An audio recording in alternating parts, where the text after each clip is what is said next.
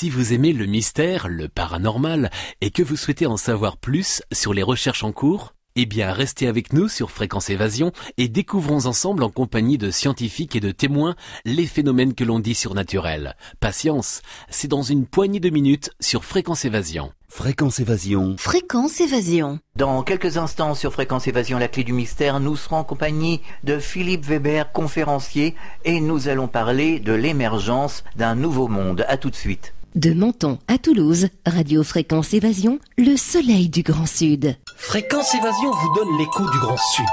Chaque jour, Fréquence Évasion est sur le terrain. De la Côte d'Azur au pays camarguais et languedocien, Fréquence Évasion vous fait vivre l'actualité du Grand Sud. Fréquence Évasion, www.fréquenceévasion.com.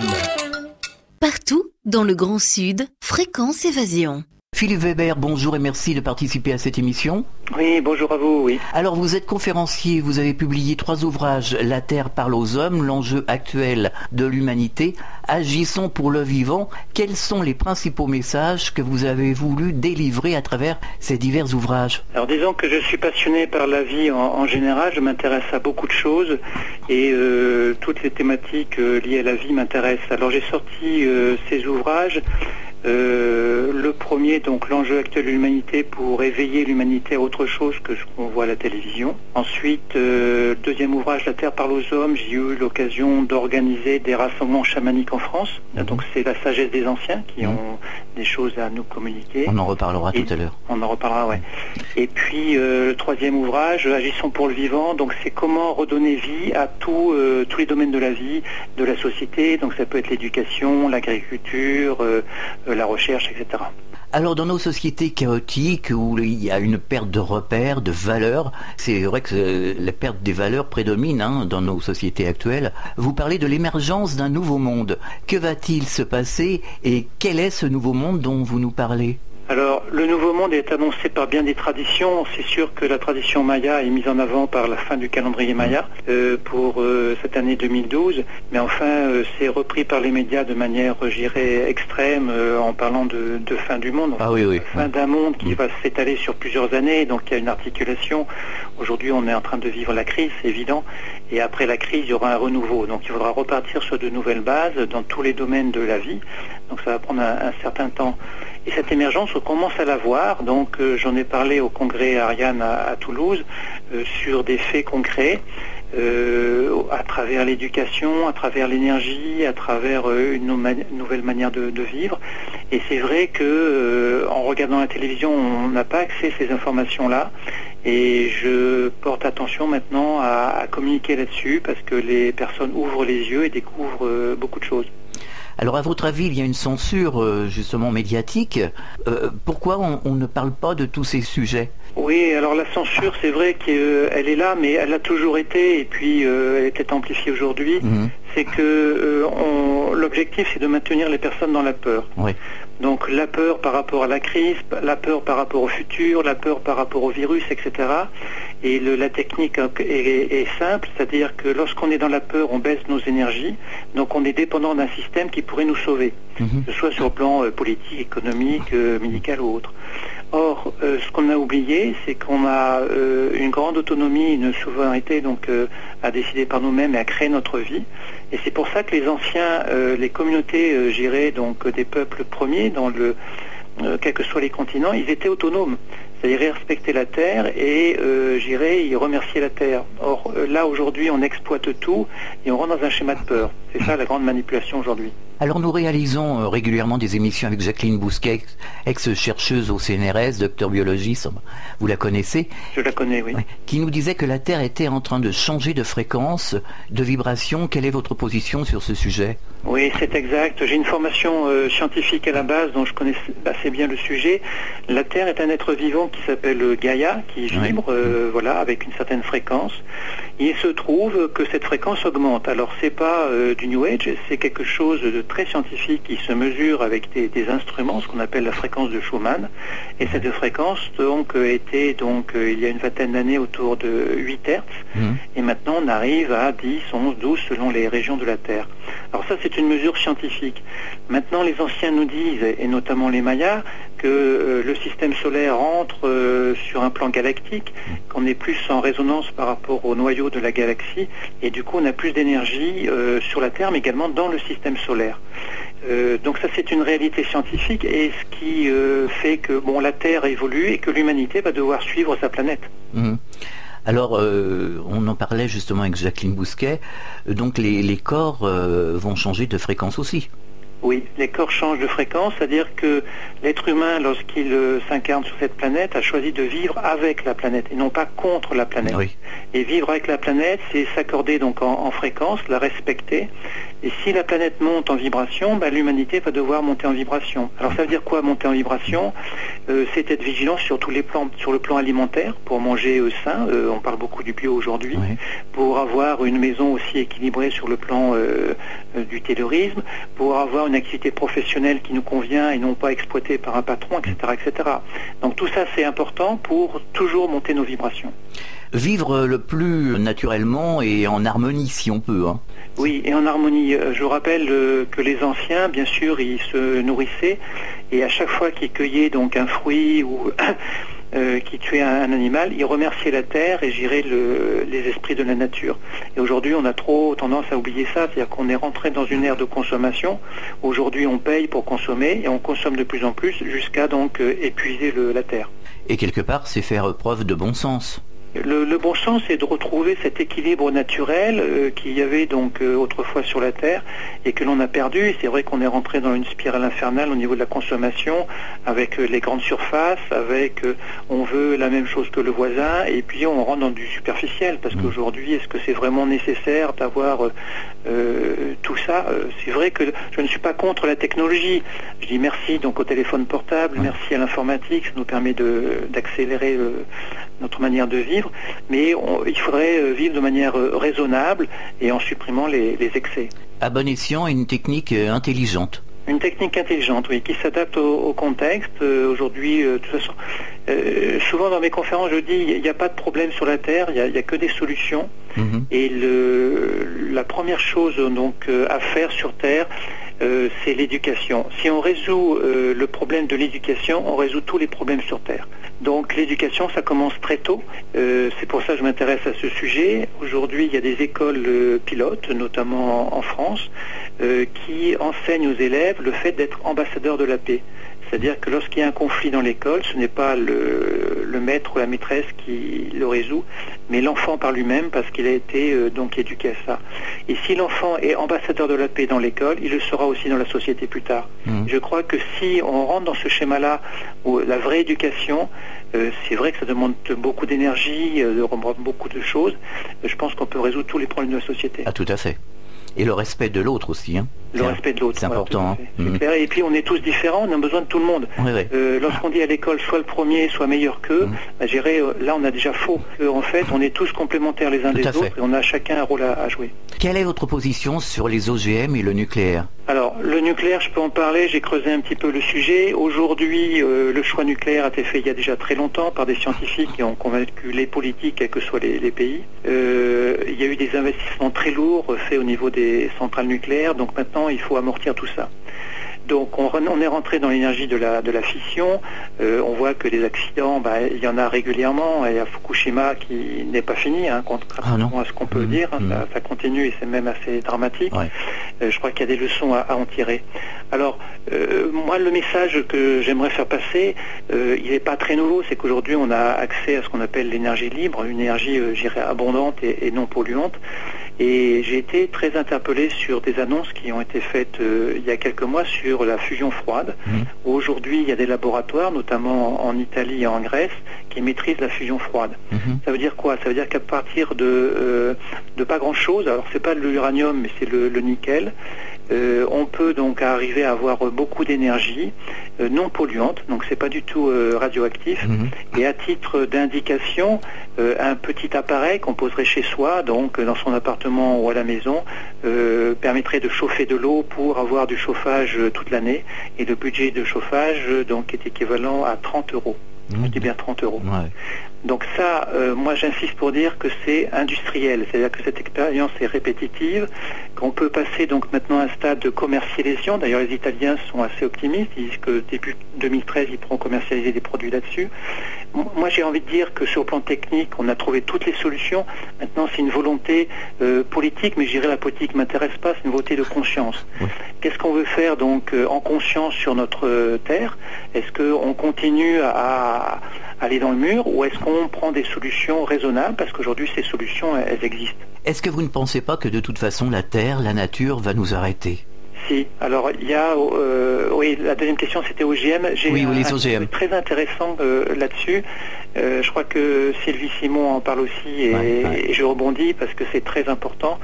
Au niveau des États-Unis aujourd'hui, l'amarante a repris un gène des OGM et ça s'est passé dans un champ et l'amarante est devenue donc indestructible. Alors ça dérange beaucoup Monsanto entre autres qui a mis en avant les OGM et du coup il se retrouve un peu piégé parce que cette amarante est indestructible, donc elle résiste, je dirais, à tout. Ils ont été jusqu'à désherber à la main les champs et puis c'est pas du tout réaliste.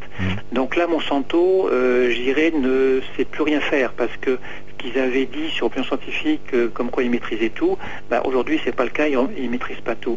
Et alors le magnifique clin d'œil, c'est que l'amarante c'est la plante des anciens, que ce soit les Incas ou les Mayas, et j'ai envie de dire que la nature reprend ses droits. C'est ça qui est merveilleux, c'est-à-dire que pendant des années l'homme a voulu contrôler, manipuler au niveau des OGM, c'est exactement ça. Et là la nature quelque part reprend ses droits et les scientifiques se retrouvent dans une impasse. C'est bien de le souligner. Tout à fait. Quels sont les dangers des OGM? Danger, c'est le principe de vie. Alors, je suis proche aussi de l'Action Cocopelli en France, qui met en avant donc la préservation des semences anciennes dans la diversité. Cocopelli, bien sûr, a été en difficulté sur le plan juridique pendant longtemps, mais apparemment, au niveau de l'Europe, ils ont eu gain de cause dernièrement. Cocopelli dit deux choses au niveau de la vie. Une graine doit donc se reproduire elle-même, ce qui n'est pas le cas des OGM, puisqu'il y a un contrôle sur le fait que les graines ne se reproduisent pas et c'est manipulé. Et le deuxième critère intéressant, c'est que la graine doit évoluer, et notamment sur le plan climatique. Si le climat change, la graine va évoluer pour résister au climat. Ce qui n'est pas le cas des OGM, on est dans un processus de reproduction à l'infini. Donc si on prend les principes de vie et de mort, c'est vrai que le processus OGM se rapproche plus d'un processus de mort que de vie. C'est bien de le souligner parce que là encore on veut tout contrôler, mais ça va se retourner contre nous. Alors on dit que justement dans l'année 2012 il va y avoir des bouleversements, on va être assez secoué quelque part. D'ailleurs on voit bien qu'il y a quand même quelque chose qui tourne pas rond au niveau climatique, ne serait-ce que dans le sud de la France. Chez nous en Provence, là on voit que on a l'impression d'être dans les îles, sous les tropiques. Il faut être un peu bébête pour ne pas s'en apercevoir. Le climat a complètement changé, surtout depuis 4 ans, ça s'accentue d'année en année. Est-ce qu'on ne va pas quelque part être victime de quelques tremblements de terre, quelques bouleversements, avant justement de faire cette transition ? Si, c'est sûr. Sur le plan climatique, j'en ai parlé dans mon premier livre, il faut savoir qu'il y a eu une guerre climatique à l'époque entre les soviétiques et les américains en 1983, donc c'est vieux. Les soviétiques avaient un peu d'avance sur les américains et l'objectif c'était de faire monter de 10 degrés la température de la Sibérie.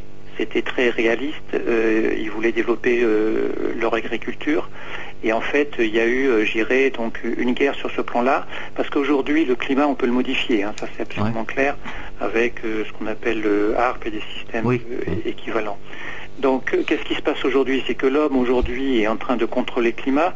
C'est officiel, vous savez que pour les Jeux Olympiques à Pékin, les Chinois ont dit textuellement on sait faire un ciel bleu, on maîtrise totalement, il ne pleuvra pas, tout ira bien, quoi.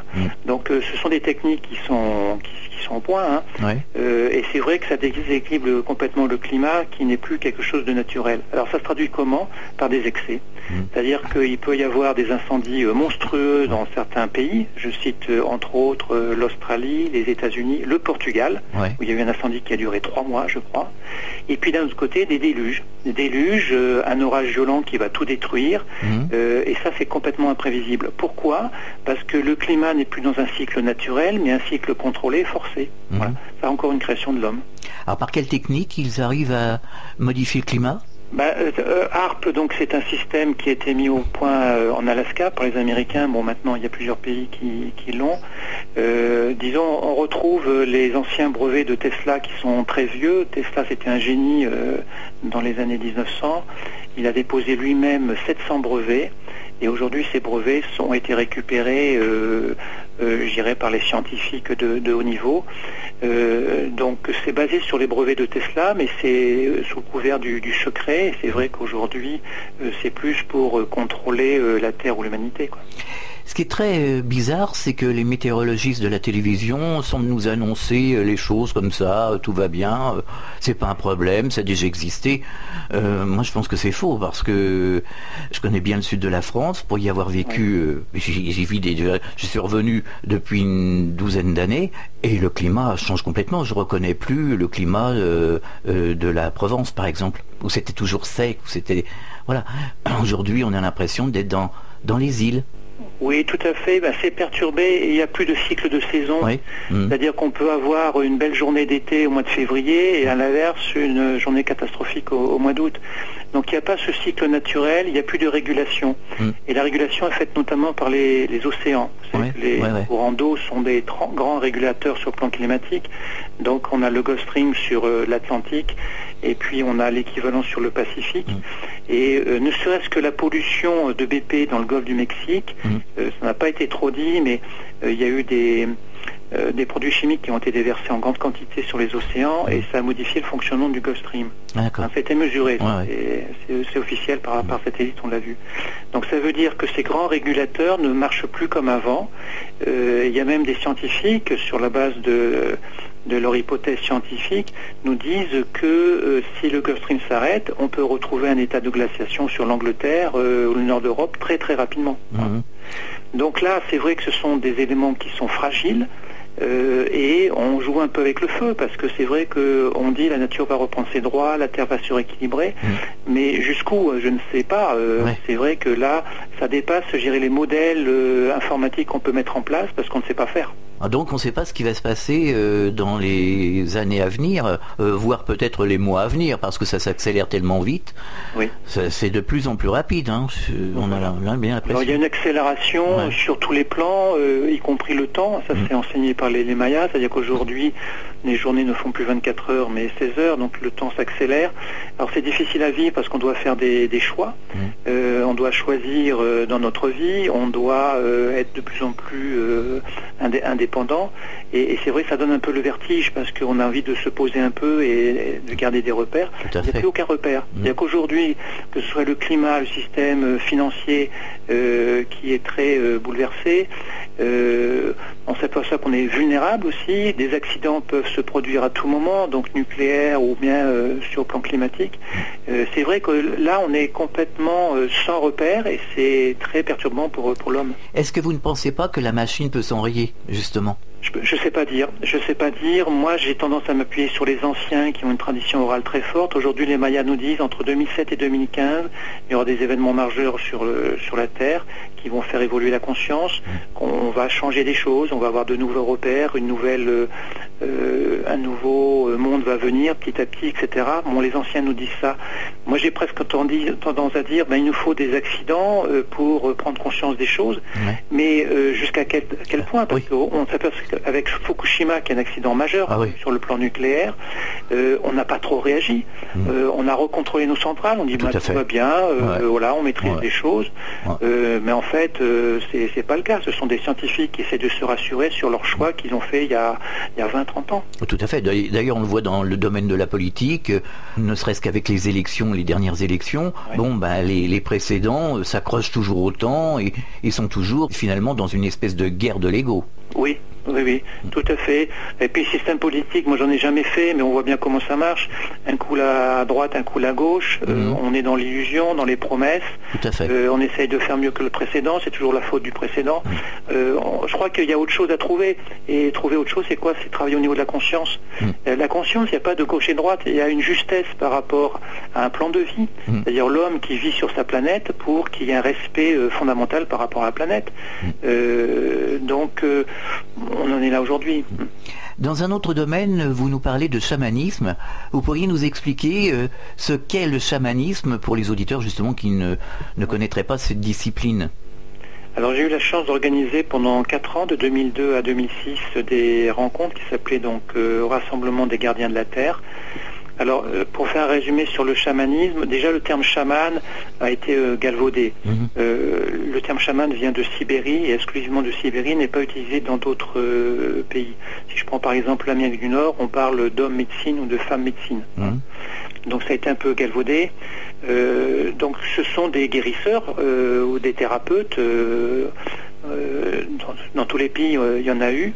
Et j'ai eu l'idée donc d'organiser des rassemblements donc de ces guérisseurs, de ces hommes médecine sur la France pendant 4 ans. Alors ça se passait de quelle manière? On a contacté quasiment tous les continents. Donc on a travaillé avec les pays comme le Canada, les États-Unis, le Mexique, l'Équateur, le Brésil, les aborigènes d'Australie, les chamans de Sibérie, l'Inde, les Dogons du Mali, etc. On a fait le tour du monde, c'était merveilleux.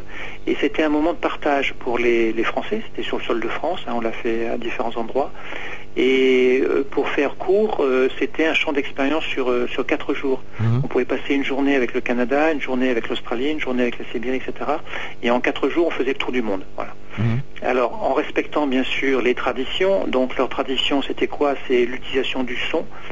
C'est vrai que le son, tous les peuples ont l'utilisé pour guérir, donc on connaît bien le didgeridoo des Australiens, mais également des danses, des chants, des huttes de sudation, donc c'est le fait de transpirer donc dans un cadre naturel.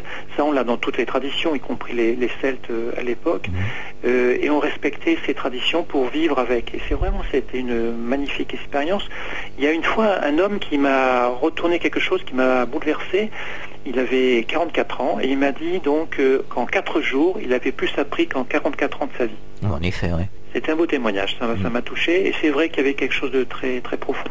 On marque une pause dans la clé du mystère, on revient dans quelques instants. Vous écoutez Fréquence Évasion, Midi-Pyrénées, Languedoc-Roussillon, Provence, Côte d'Azur. La météo en France dans notre grand sud. Quel temps fait-il en Midi-Pyrénées, Languedoc-Roussillon et Provence-Alpes-Côte d'Azur? Pour le savoir, cliquez sur Météo. Chaque jour, Fréquence Évasion vous offre la météo grâce à Météo France. Radio Fréquence Évasion, le son de la Côte d'Azur. Nous sommes de retour sur Fréquence Évasion, toujours en compagnie de Philippe Weber. Alors, dans l'un de vos ouvrages, vous parlez de crop circle. À votre avis, que signifie ce phénomène? Est-ce que ce sont des messages qui nous sont délivrés et par qui? Alors ça c'est une grande question. Alors je suis un peu spécialisé dessus puisque ça fait une 15aine d'années que je viens d'Angleterre. Maintenant j'accompagne des groupes, j'y retourne au mois de juillet. Alors pour faire un résumé, parce que quand on creuse, le phénomène reste quand même complexe. Alors bien sûr, il y a les gens et quelques journalistes qui dénigrent le phénomène en disant c'est fait de main d'homme. C'est vrai. Quand je vais en Angleterre, il y en a qui sont faits de main d'homme.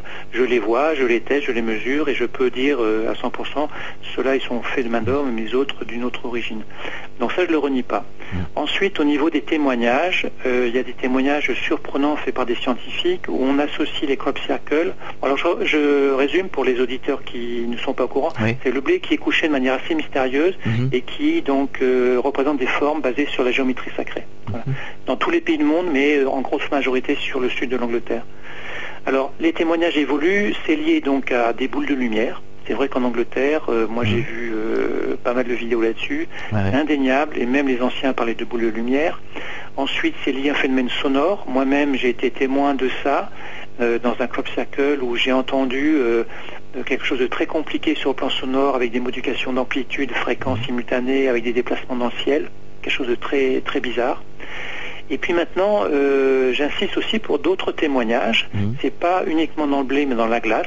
Ah oui. L'hiver, Voilà, il y a des cercles qui se forment dans la glace. Il y a maintenant des photos et des vidéos là-dessus. Alors c'est très intéressant parce que c'est une preuve indéniable pour moi. C'est-à-dire que s'il fait moins 10 dehors, l'eau dégèle sur 5 cm, donc sous forme de cercle. Et cette eau, elle circule en rond. C'est-à-dire qu'elle est donc imprégnée par un vortex. Alors fait de main d'homme, ça l'homme il sait pas faire. C'est pour la preuve que sur le cercle de glace, l'énergie continue à circuler. Alors, moi je suis ami avec Francine Blake qui habite en Angleterre depuis 22 ans, qui est au cœur de phénomènes, qui fait des expertises, des calendriers, même un congrès international sur le sujet. Francine dit quelque chose d'intéressant. Elle dit aujourd'hui, l'homme n'est pas en mesure de savoir qui les fait, les messagers, mais portons conscience sur le message. C'est-à-dire qu'aujourd'hui on a des photos incroyables de formation dans les champs. Il est clair que c'est basé sur la géométrie sacrée. Il y a des scientifiques qui sont penchés là-dessus et c'est prouvé. La géométrie sacrée, c'est Pythagore, c'est des choses très très simples à la base. Et puis il y a toute une symbolique. Alors des symboliques à travers des animaux, il y a eu un papillon, une libellule, différentes choses. Symboliques liées donc à des traditions, le Tao ou des traditions runiques, etc. Donc c'est lié aussi à des symboles. Alors on est en train de décoder tout ça. Il y en a qu'on peut déchiffrer facilement, d'autres pas du tout. J'ai presque envie de dire que c'est un phénomène vivant. Déjà, il se fait dans le dos de l'homme. Lorsque l'agriculteur donc rentre dans son champ, il revient chez lui, il y en a un qui s'est formé dans son dos. Il n'a rien vu, il n'a rien entendu. Voilà, donc c'est toujours dans le dos de l'homme, donc il y a quand même une intelligence à la base. Et l'autre intelligence, c'est que d'une année sur l'autre, le processus donc ne se répète pas complètement. Les champs sont différents, les dessins sont à chaque fois différents. Il n'y a jamais eu deux formes identiques, ça c'est aussi interpellant.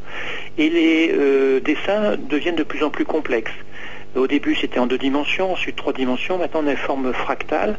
Les fractales, ce sont des modélisations mathématiques qui sont assez pointues, qu'on retrouve dans les champs de blé. Donc, j'ai presque envie de dire qu'il y a des grands enseignants au-dessus de nous qui nous font avancer dans l'école de la vie à travers ces crop circles, ces formations. Et tous les ans, on découvre de nouvelles choses. Donc, moi, j'y vais maintenant tous les ans. Et c'est vrai que tous les ans, j'ouvre des grands yeux parce que il y a de nouveaux dessins, il y a de nouveaux témoignages et ça change en permanence. Alors, entre les vrais et les faux crop circles, de toute façon, il doit y avoir une grande différence. Oui, alors une différence visuelle où le vrai crop circle, il est parfait, comme tracé au laser. Au centre d'un cercle, il y a des tiges de blé qui sont tressées, je dis bien tressées. Tressées, c'est assez incroyable. Et puis énergétiquement, je mesure au pendule avec des baguettes. Et puis dans tous mes groupes, maintenant, j'ai des géobiologues. Donc c'est très très intéressant. Le faux, il dégage pas d'énergie et le vrai a beaucoup d'énergie. Et on a fait une étude l'année dernière intéressante, c'est qu'on s'est aperçu sur quelques crop circles complètement au centre qu'on était au croisement des réseaux Curie-Hartmann en termes de géobiologie, qui sont des croisements, je dirais, nocifs pour l'homme, voire très nocifs. Et j'ai presque envie de dire, le crop circle arrive là pour transmuter l'énergie, pour transmuter ce qui est nocif en positif. C'est une recherche que j'ai faite pointue avec des géobiologues et vraiment on a découvert ça sur quelques crop circles et on a été donc très interpellés. Et j'ai presque envie de dire au niveau des analogies que le phénomène de crop circle c'est comme donc un point d'acupuncture de la Terre. Et on plante comme une aiguille d'acupuncture pour réharmoniser la Terre et peut-être aussi les hommes qui sont à côté. Alors que pensez-vous de l'hypothèse extraterrestre ? Alors bien sûr, c'est avancé par certains. De toute façon, le monde extraterrestre, aujourd'hui, on en parle de plus en plus. Je crois qu'il y a 60% des Américains qui y croient aujourd'hui. Bien sûr, oui. Il y a quand même beaucoup de témoignages là-dessus. C'est pas uniquement, j'irai un contact. Il y a des contacts extraterrestres à différents niveaux, à différentes dimensions. Quand on creuse le sujet, c'est quand même relativement complexe. Les crop circles, c'est pareil. Moi, j'ai envie de dire que ce sont des êtres très évolués. Extraterrestres, j'irai oui, parce qu'ils sont en dehors de la Terre. En dehors de la Terre, oui. Voilà. Mais souvent, on pense aux petits hommes verts, etc. Je pense que c'est un phénomène qui peut être très complexe. J'ai discuté avec un scientifique de haut niveau qui me dit qu'on n'a pas besoin de vaisseau spatial pour dessiner un crop circle. On peut le faire à distance d'une autre galaxie. Alors ça aussi c'est interpellant, basé sur ce qu'on appelle les ondes scalaires. C'est-à-dire qu'il y a peut-être des systèmes justement qu'aujourd'hui on n'appréhende pas du tout, qui pourraient exister pour faire des dessins donc à très très longue distance. Voilà. Alors voilà, s'il n'y a pas besoin de vaisseau, ben, c'est peut-être un trait de lumière, c'est peut-être quelque chose de particulier. Il y a eu un témoignage intéressant en Angleterre une nuit, à 3h du matin, il y a eu un éclair, il n'y avait pas d'orage, et le lendemain matin, au pied de l'éclair, on a vu un crop circle. Ah oui. Et l'éclair a duré 5 millièmes de seconde. En effet. Donc ça c'est intéressant, c'est qu'on a une preuve là concrète, même avec le film, à partir d'un éclair de 5 millièmes de seconde, il y a eu une formation de crop circle. Alors ça c'est quand même très pointu. Ça correspondrait quelque part à une impression assez rapide. Oui, c'est très très rapide. Oui. Ouais. Très rapide, il y a beaucoup d'énergie. D'ailleurs, avant que le crop circle se forme, les animaux partent. Hein. Il y a par exemple en Angleterre beaucoup de blaireaux, donc les blaireaux on les a vus partir, détaler à toute allure 1 heure avant le crop circle. Par contre, il y a quelques oiseaux qui se font piéger et les oiseaux sont retrouvés morts. Ah oui. Donc ça veut dire que l'énergie est très forte et très rapide et que les êtres humains donc sont pas en mesure de supporter ça, mais il n'y a eu aucun accident par rapport à des hommes. D'accord. Donc il y a toujours des clins d'œil incroyables dans le dos de l'homme, toujours dans le dos de l'homme, mais il n'y a pas eu d'accident. Donc ça veut dire que le phénomène est très intelligent et puis de manière parfaite, quoi. Justement, j'ai vu une conférence de Anne Gévaudan qui disent qu'elle reçoit, elle reçoit des messages et on dit qu'on est on est encore au jardin d'enfants ici sur Terre. Oui, tout à fait, le jardin d'enfants. Exactement, oui, je connais Anne, c'est une belle formule. Il y a aussi quelque chose d'interpellant, c'est des personnes qui sont en train de dire on les crée nous-mêmes. Alors ça c'est intéressant, parce qu'il y a des groupes qui se portent leur concentration, leur méditation sur une forme particulière, et la forme sort le lendemain dans le champ d'à côté. Ah, en effet. Donc ça voudrait dire qu'en termes de pensée, notre pensée est captée par une intelligence. Je ne sais pas quel mot mettre sous cette intelligence. C'est, je pense, beaucoup plus large que les extraterrestres dont on parle. Et cette intelligence nous renvoie donc notre forme sur le champ. Il y a eu quelques expériences comme ça. Ça veut dire qu'on est tous reliés par la pensée et que c'est bien un phénomène de conscience qui nous dépasse complètement. Oui, comme on fait partie d'un grand tout de toute façon. Voilà.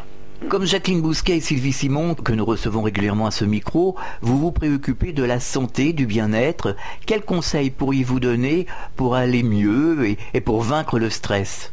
Ah oui, alors le stress et la peur, c'est les deux mots principaux de notre société, c'est entretenu. Alors, bon, je dirais, soyons donc autonomes le plus possible.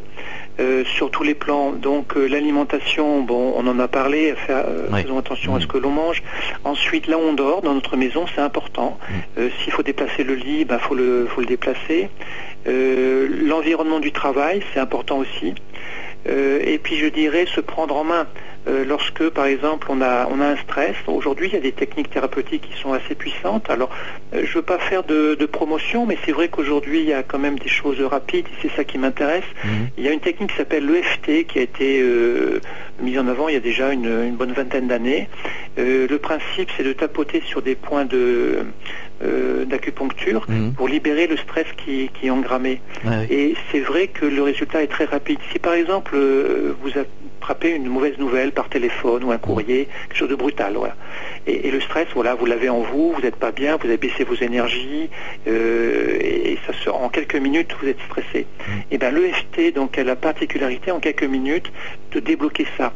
Qu'est-ce qui s'est passé ? Il s'est passé deux choses. Il s'est passé quelque chose de très physique, c'est-à-dire le stress se manifeste à travers l'électricité dans les méridiens de médecine chinoise. Et cette électricité est bloquée. Donc on doit la débloquer en faisant du tapping sur quelques méridiens.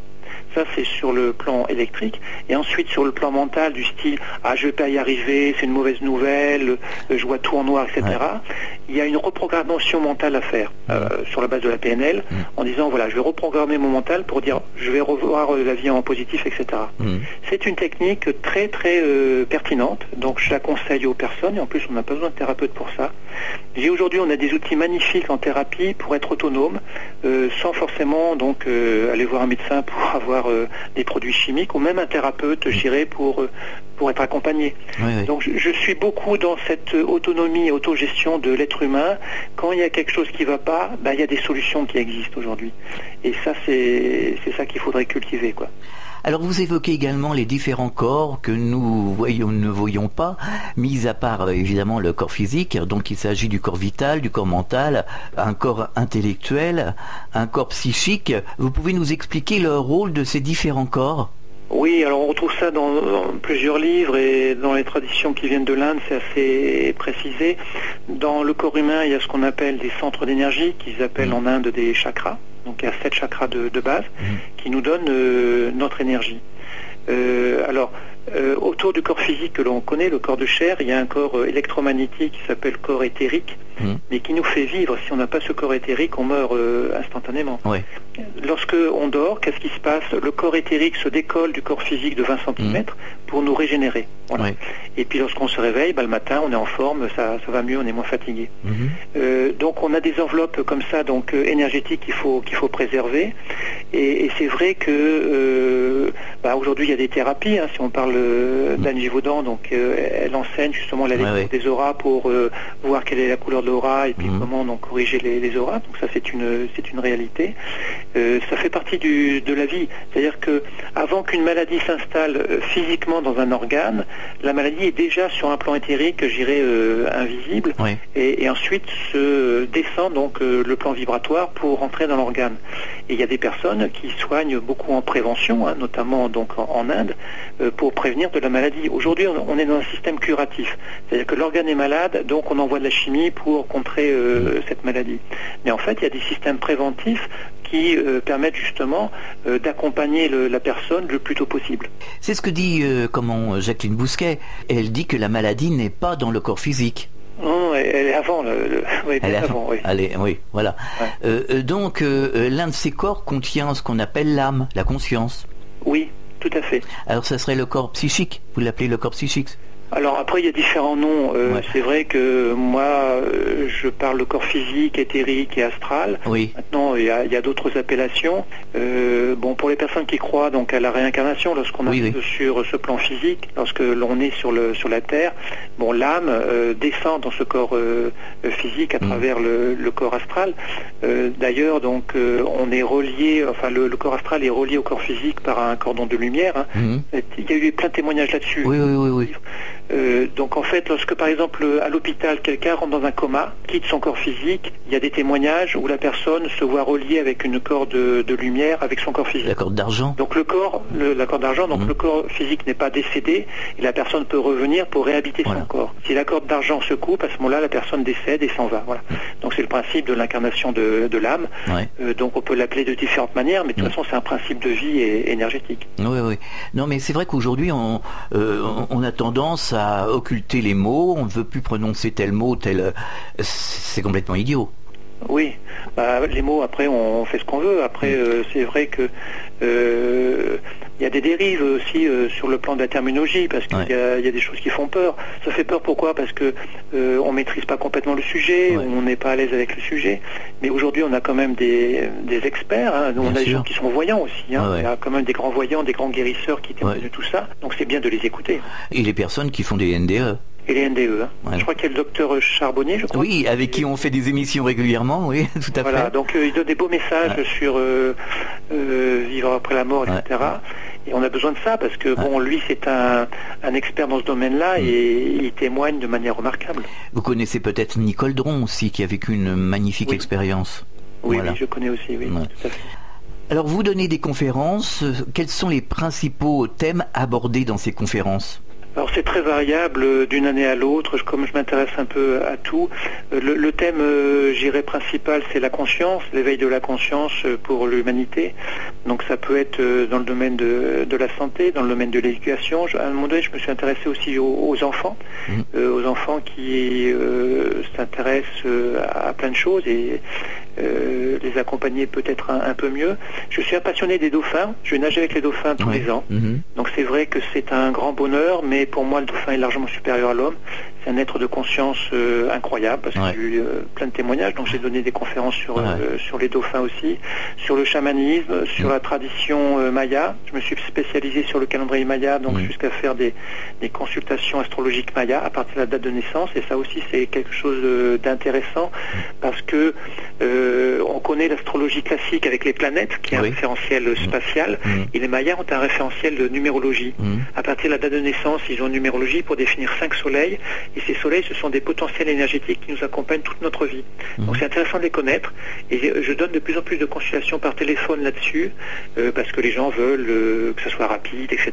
Donc téléphone ou Skype, c'est quand même pratique. Tout à fait. Et en 1 heure, je suis très, très surpris, parce que c'est une approche rapide et pertinente. J'ai formé beaucoup d'astrologues. Un thème astrologique classique, il faut 10 heures d'études quasiment pour être sérieux. Avec les mayas, c'est 1 heure. Et en 1 heure, on va à l'essentiel. Et moi, je suis très surpris par la puissance de cet outil. Donc c'est vrai, j'ai donné beaucoup de conférences, j'ai donné des ateliers, une 40aine d'ateliers en France. Et voilà, je suis encore surpris par cette pertinence des anciens. Alors vous avez un site internet, bien sûr. Vous allez nous donner l'adresse ?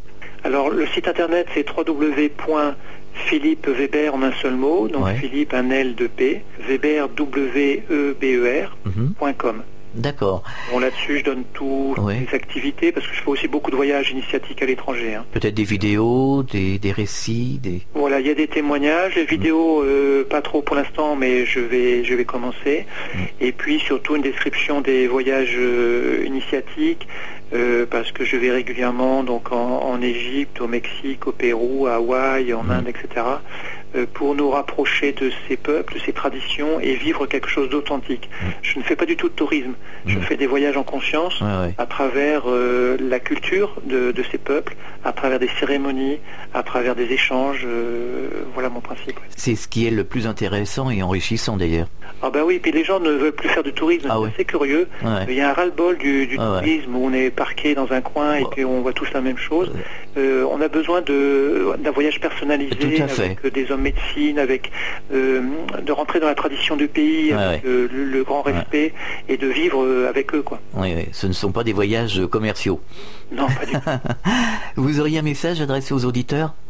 S'ils veulent en savoir plus, moi je suis à leur disposition sur mon site. Je donne de nombreuses conférences en France régulièrement.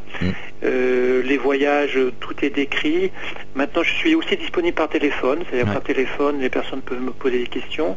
Moi, je suis prêt à donner mon numéro de téléphone aussi, mon portable, si jamais il y a des sujets qui intéressent les auditeurs. Donc mon portable, c'est le 06 45 42 38 33. S'il y a des questions particulières, je suis prêt à y répondre. D'une manière générale, je suis très disponible parce que je me rends disponible pour l'éveil de l'humanité. Quand j'ai des informations, je les garde jamais pour moi. Je les retransmets très rapidement par conférence parce qu'aujourd'hui, l'information doit circuler. Tout à fait. Et le temps s'accélère. C'est urgent. Et c'est urgent. C'est le temps des révélations pour moi. Oui. Il n'y a plus rien à cacher. Merci à Internet parce que ça va très vite. Et merci au téléphone parce que ça va aussi très vite. Comme dit Lionel Del, une médium avec qui nous faisons des émissions, les masques tombent. Oui, ça c'est épique et dans tous les domaines. Et c'est ça qui va être passionnant. C'est ça qui est passionnant, Philippe Weber, merci d'avoir participé à cette émission très passionnante et à très bientôt. Merci à vous et puis à une prochaine, Au revoir. Au revoir. À très bientôt pour un nouveau numéro de La Clé du Mystère. Fréquence Évasion.